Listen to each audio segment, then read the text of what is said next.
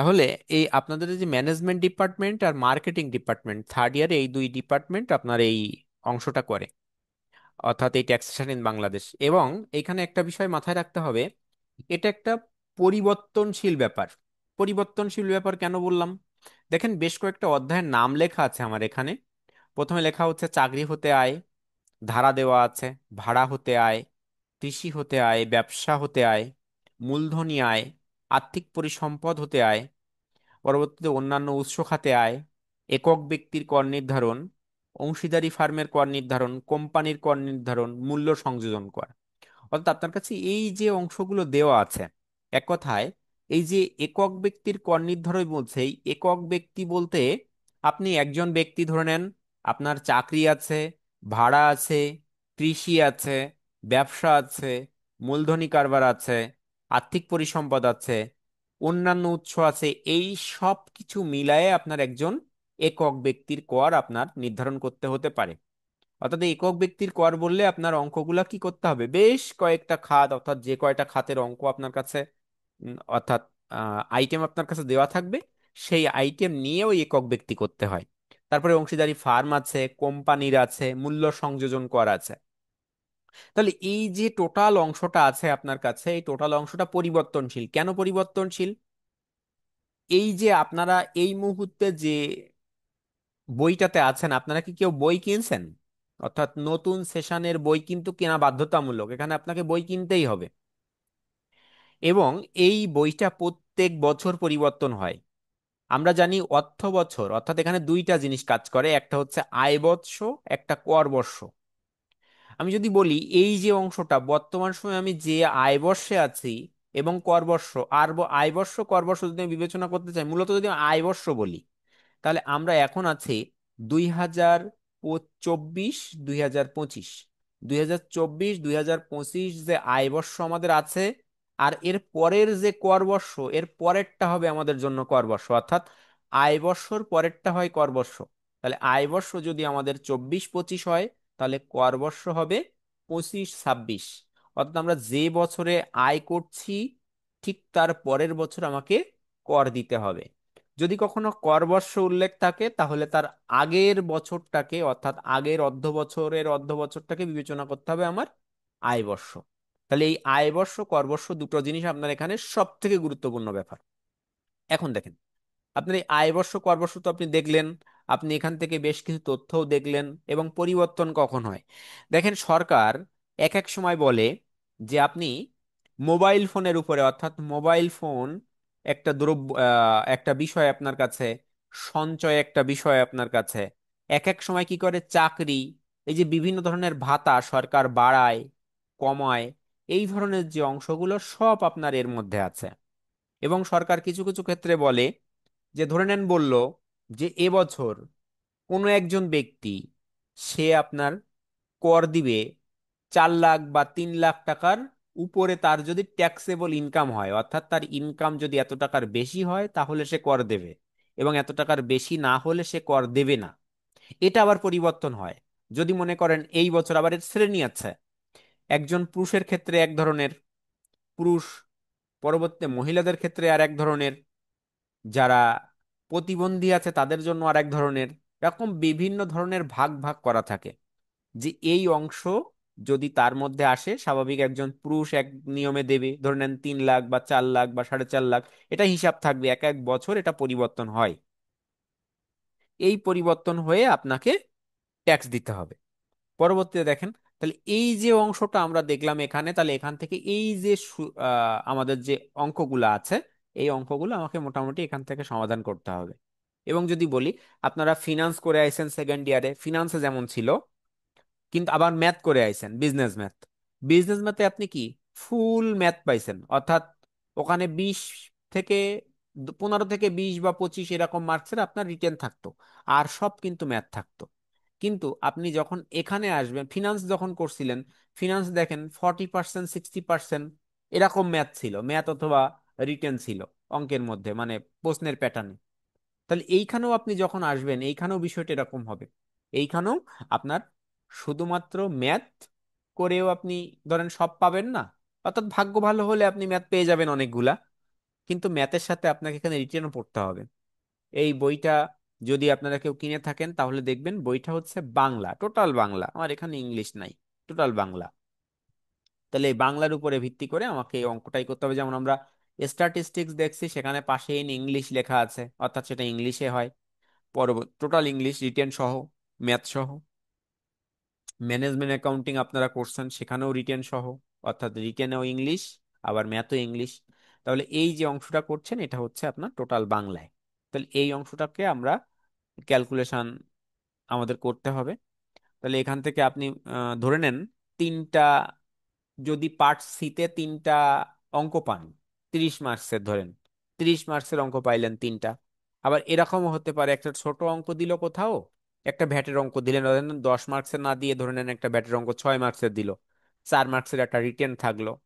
তাহলে পার্ট সির পার্টটা গেল। আর পার্ট বিতে ছোট ছোট অঙ্ক দেবে আপনাকে, একটু তুলনামূলক ছোট যে অঙ্কগুলো সে ধরনের অঙ্ক আপনাকে পার্ট সিতে, একটা আর্থিক পরিসম্পদাতে আয় দিতে পারে, পরবর্তীতে আপনার মূল্য সংযোজন কর দিতে পারে, চাকরি হতে আয়ের একটা পার্ট দিতে পারে, ভাড়া হতে আয়ের একটা পার্ট দিতে পারে, কৃষি হতে আয়ের একটা পার্ট দিতে পারে।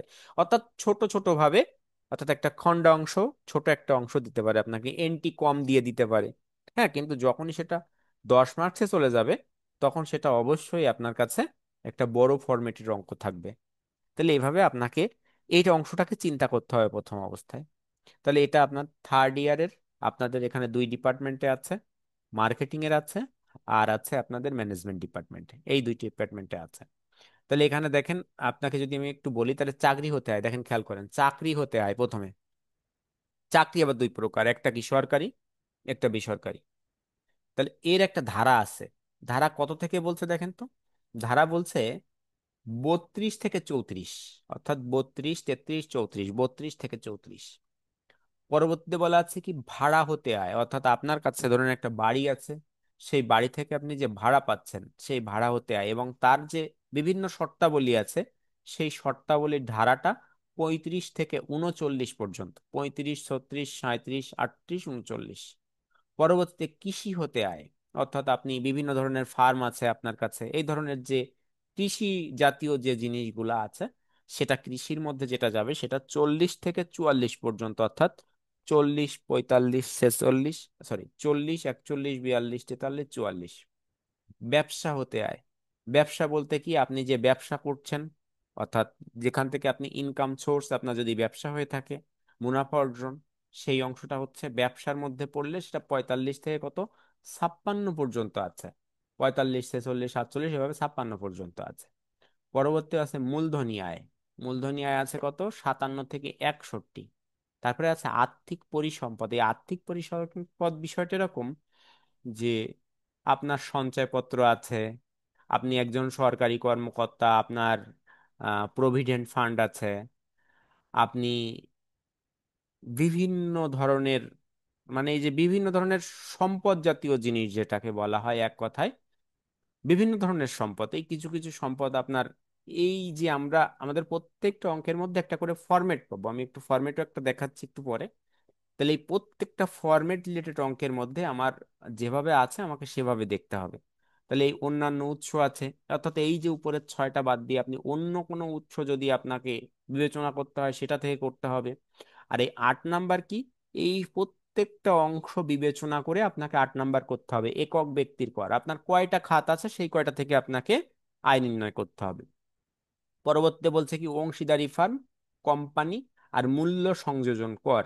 এই মূল্য সংযোজন কর, ভ্যাটের অংশটা মনে হয় আপনারা আগে কখনো দেখছেন, বা এরকম অঙ্ক আপনি আপনার ম্যানেজমেন্ট অ্যাকাউন্টিং এও একটা অধ্যায়ের মধ্যে পেয়ে যাবেন এই মূল্য সংযোজন করের বিষয়টা। তাহলে মোটামুটি আমরা একটা অধ্যায় সম্পর্কে ধারণা পাইলাম। এই অধ্যায় সম্পর্কে মোটামুটি কারোর কোনো কি প্রশ্ন আছে, যেটা বললাম? আর পাঠে কিন্তু আপনার সামগ্রিক সব জায়গা থেকে আসবে।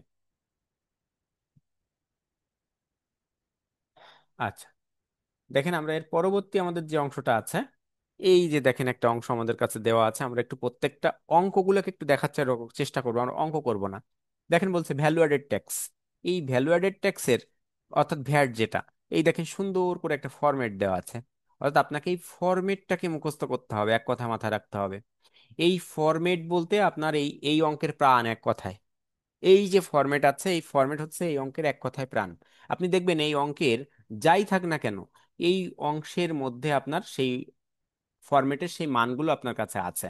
এখানে এখানে যা আছে, আমরা যদি একটু দেখতে চাই, কয়েকটা দুই একটা অঙ্ক যদি এখানে একটু দেখি, দেখেন তো। এই যে অঙ্কের মধ্যে দেখেন আপনার কাছে সেই সকল তথ্য দেওয়া আছে। এই যে একটা বলি যদি, যে মেসার্স জাহিদ অ্যান্ড ব্রাদার্স, তার কিছু তথ্য দেওয়া আছে। কি বলছে দেখেন, প্রারম্ভিক কাঁচামাল দেওয়া আছে, প্রারম্ভিক তৈরি পণ্য দেওয়া আছে, কাঁচামাল ক্রয়, প্রত্যক্ষ মজুরি, কারখানা উপরিব্যয়, মেশিনের অপচয়, বিক্রয়ের উপর ব্যয়, প্রশাসনিক খরচ, সমাপনী মজুত পণ্য, সমাপনী তৈরি পণ্য, এভাবে দেওয়া আছে। আবার বলছে কোম্পানি মোট খরচের উপর 30% হারে মুনাফায় পণ্য বিক্রয় করে। যদি মূসকের হার 15% হয় তবে কোম্পানির প্রদেয় মূসকের পরিমাণ কত? তাহলে এভাবে আপনাকে এখান থেকে নির্ণয় করতে হবে। পরবর্তীতে দেখেন, আমরা যদি একটু পরবর্তীতে যাই অন্য একটা অধ্যায়ে, আচ্ছা এখানে মনে হয় অন্য অধ্যায় নাই, তারপরও যাই হোক, দেখেন এই ভ্যাটের আরেকটা অঙ্ক এখানে দেওয়া আছে। অর্থাৎ এভাবে আপনার কাছে যে অঙ্কগুলো দেওয়া থাকবে আপনাকে চেষ্টা করতে হবে যে ওই ফরম্যাটের মধ্যে আপনার এই অঙ্কগুলো পড়বে যে কোনো ভাবে। তাহলে আপনাকে এখান থেকে কাজ করতে হবে। পরবর্তী যদি একটু দেখি, দেখেন আরো আপনার কাছে আছে। দেখেন চাকরি হতে আয় যদি একটু দেখাতে চাই,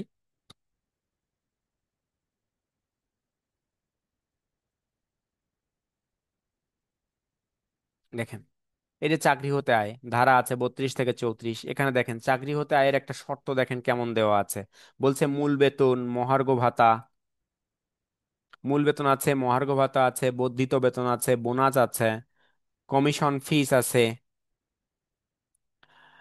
ক্ষতিপূরণ আছে, বাসস্থান সুবিধা আছে, সুসজ্জিত অসজ্জিত অসুসজ্জিত আছে।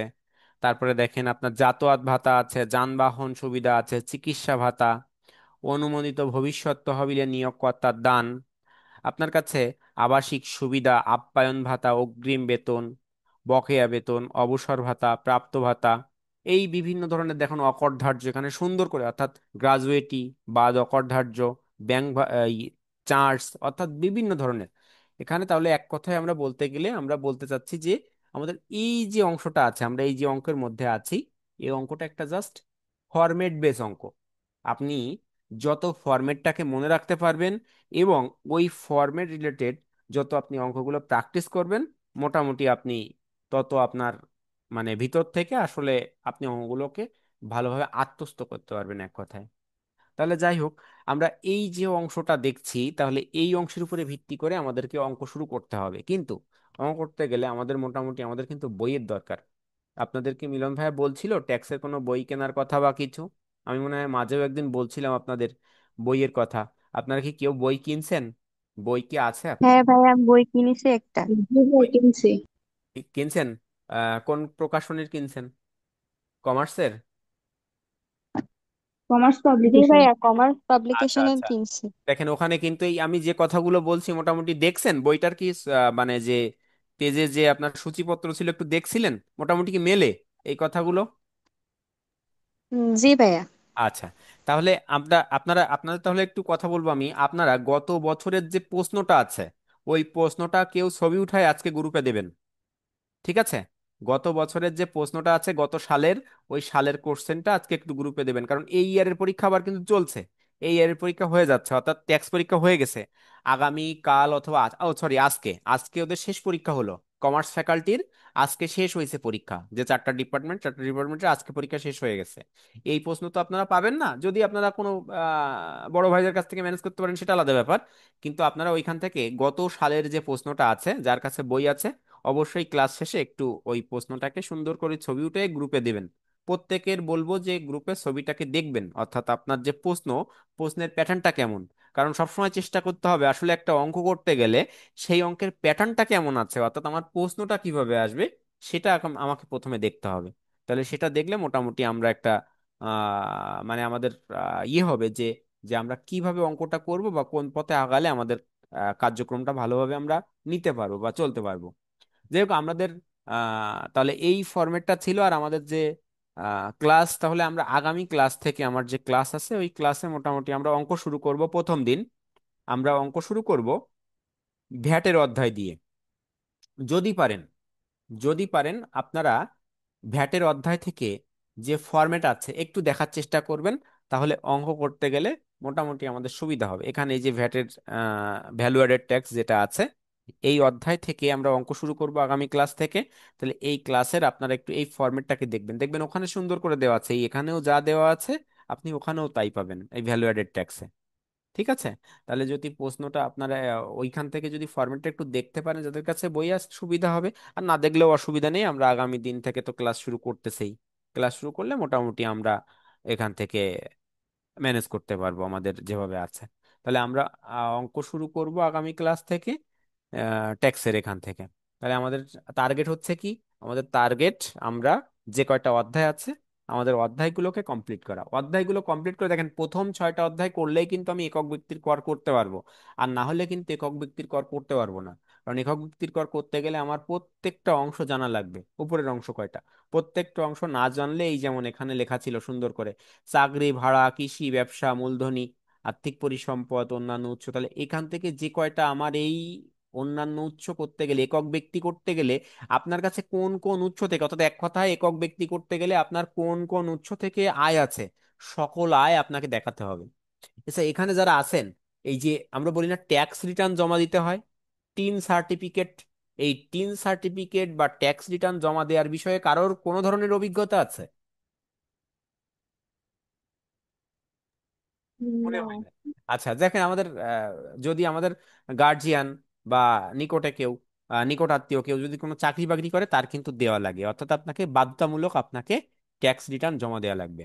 এই ট্যাক্স রিটার্ন জমা দিতে হয়। এবং যদি কারো টিন সার্টিফিকেট থাকে, টিন বলি ট্যাক্স পেয়ার্স আইডেন্টিফিকেশন নাম্বার, এই টিন যদি কেউ টিনধারী হয় তাহলে তাকে কিন্তু বাধ্যতামূলক প্রত্যেক বছর তাকে আপনার জমা দিতে হয় এই ট্যাক্সটা, মানে আপনার কাছে ট্যাক্স রিটার্ন।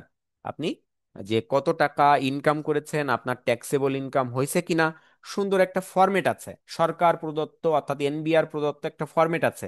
ওই ফরম্যাটে আপনাকে সুন্দর করে লিখতে হয়, আর সেই ফরম্যাটের মধ্যে এই সকল উৎস আপনাকে দেখাতে হয়। এই কারণে আপনি যদি ট্যাক্স ভালোভাবে পারেন, তাহলে আপনার আরো একটা সুবিধা হবে, যে আপনি আপনার ধরে নেন কিছু সঞ্চয়পত্র আছে বাবা মার নামে, আপনাকে হয়তো বা 5 লাখ টাকার উপরে গেলে সঞ্চয়পত্রে আপনাকে ট্যাক্স রিটার্ন জমা দিতে হয় সেই ব্যাংকে। তাহলে তখন আপনি নিজেও দেখবেন যে আপনি যদি ট্যাক্সটা ভালো পারেন, ট্যাক্স ভালো করতে পারেন, তাহলে ওই অংশ আপনি নিজেও ওইটা সাবমিট করতে পারবেন। কিন্তু তার জন্য কি করতে হবে? আপনাকে ভালোভাবে এটাকে ভালোভাবে আয়ত্ত নিতে হবে। ঠিক আছে? তাহলে যাই হোক, মোটামুটি আমরা আগামী ক্লাস থেকে আমাদের এই ট্যাক্সের অঙ্ক করব। কারো কোনো প্রশ্ন আছে? যতটুকু বললাম, ক্লাস ক্লাস নিয়ে আপনাদের কোনো অভিযোগ আছে নাকি? ক্লাস কি মোটামুটি ঠিক মতো হচ্ছে নাকি আপনাদের?